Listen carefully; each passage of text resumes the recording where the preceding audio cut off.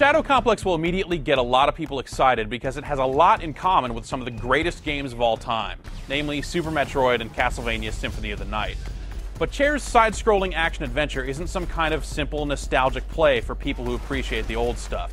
Shadow Complex takes these concepts and drags them into the modern era with great graphics, exciting abilities, and enough little things going for it to make you want to play through it more than once. Where's Claire? Where is she? As the story goes, you play as Jason. He's just a regular guy off to do some simple cave exploring with a girl he just met.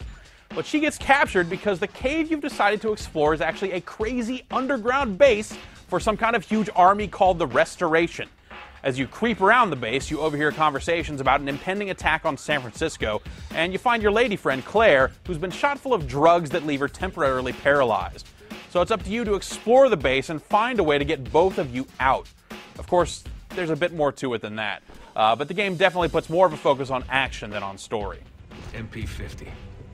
Nice.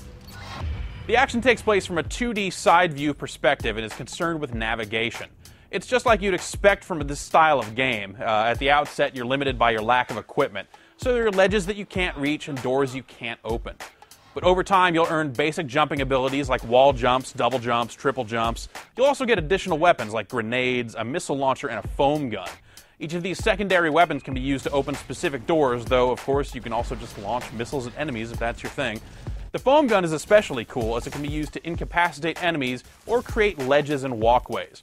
Most of the gear in Shadow Complex is great, and much of it expands the way you play pretty well, too.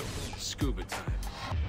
Though the underground facility you're blasting your way through is large and complicated, the game can be pretty linear if you follow the bright blue line that tells you where you're going and how to get there. Of course, off that critical path is where you'll find a ton of extra items, some of which can be pretty key to your survival.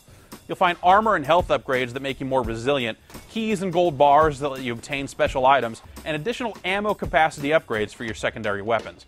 Those health tanks are especially key on the higher difficulty settings. Shadow Complex also has an experience point system that rewards you with accuracy and other upgrades when you gain levels. You'll also get special bonus upgrades every 10 levels. The game tops out at level 50, which isn't a mark you're going to hit on your first or probably even your second time through the game. It took me around 5 hours to complete the game my first time, but I immediately dove back in to collect items that I had missed, play on harder difficulties, and attempt to improve my leaderboard position. On top of the campaign, Shadow Complex also has a set of challenge rooms that ask you to complete tricky areas with a subset of the game's equipment. You're given a score based on how well you do, and those scores are placed on an online leaderboard. The game keeps track of different campaign statistics too, and as you approach or pass your friends' positions, the game pops out a little reminder to let you know where you stand in real time. It's pretty slick. Just about everything in Shadow Complex is pretty slick, really. It's an extremely well-made game that shows that this style of exploration-based adventure game doesn't need to be filled with the nostalgic thrills of, say, the Castlevania name to work in today's market. It has a level of quality to it that makes you forget that it's a downloadable game.